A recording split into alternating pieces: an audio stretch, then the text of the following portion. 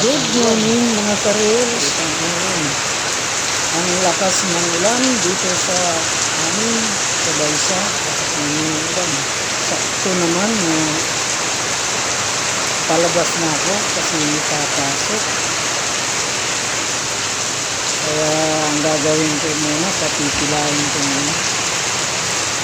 Sobrang lakas. Halos di kayanin ng payong. Parang ibinubuhos na tubig na lang. Napakalakas talaga. Pati dito sa may gitnang tindahan, grabe,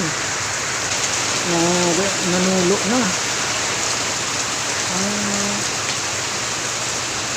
dumaan sa sa may gilid ng alulod yung tubig. Sa sobrang lakas, hindi kinaya ng alulod.